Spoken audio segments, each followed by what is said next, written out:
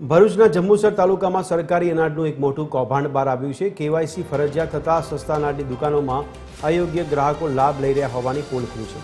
જંબુસર તાલુકામાં સસ્તા અનાજની 72 દુકાનોના 25,000થી વધુ રાશન કાર્ડ ધારકોની તપાસ કરવામાં આવતા ચોંકાવનારા ખુલાસા થયા। મામલતદાર NS વસાવાની સૂચના હેઠળ થયેલી તપાસમાં જાણવા મળ્યું કે 20,895 રેશન કાર્ડ ધારકો જમીનદાર છે। 457ની વાર્ષિક આવક 6 લાખથી વધુ છે અને 4 રેશન કાર્ડ ધારકની આવક 25 લાખથી વધુ છે। આ ઉપરાંત 18 લોકો MCA ડાયરેક્ટર હોવા છતાં સરકારી અનાજનો લાભ લઈ રહ્યા હતા। આવા ગ્રાહકોને નોટિસ પાઠવીને 7 દિવસમાં ખુલાસો કરવા જણાવ્યું છે। જો સંતોષકારક જવાબ નહીં મળે તો આ રેશન કાર્ડ રદ કરવામાં આવશે। આ કૌભાંડને પગલે ગુજરાતમાં અન્ય સ્થળોએ પણ તપાસ હાથ ધરવામાં આવે તેવી શક્યતા છે।